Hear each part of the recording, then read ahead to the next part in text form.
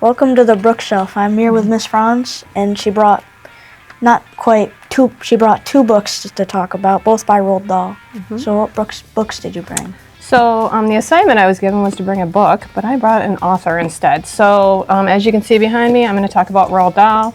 I picked this author and these two particular books because I just love them so much. So one is Charlie and the Chocolate Factory and one is Matilda, but I could talk about all of his books. What would you give those two books as a rating? Oh, I'm going to give them 10 out of 10. They're classics.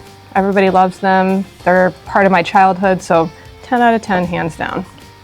Do you know what genre they are? They are children's books, ironically, but I think they have bigger themes, so I think any age could enjoy them, not just children.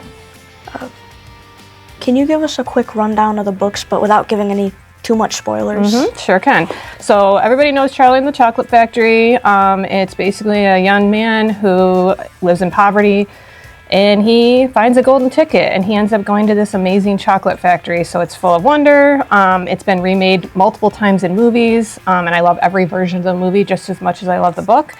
And then the other one I chose was Matilda. This one I identify with because it's about a little girl who loves to read. So obviously, as an English teacher, I also love to read. And basically, her parents don't support her, and so she finds a way. So both of these books are very inspirational, uplifting, and then I also, it's not behind me, but I also really love James and the Giant Peach as well. So all underdog stories where, children triumph. So I've never actually read those books, but I've seen the movies. Okay. You know what? In this case, the movies are as good as the books. So yeah.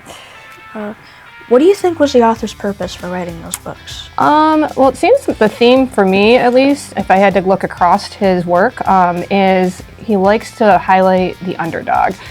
In both these cases and all of his books, I think, it's somebody that's kind of pressed against some hard luck, they overcome, and often the bully doesn't win, which I love. So it kind of teaches a lesson that if you're a good person, you persevere, you can overcome.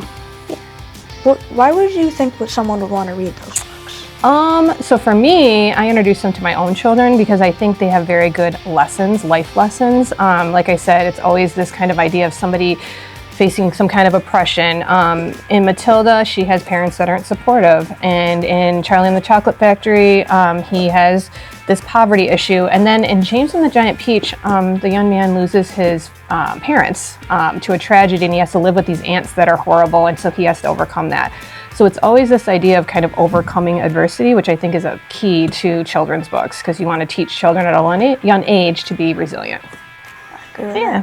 Well, I think that's all the questions I have for you. Thanks for coming down. You're welcome, and I'm going to have Brooke read these, okay? Thank you for having me. You're welcome.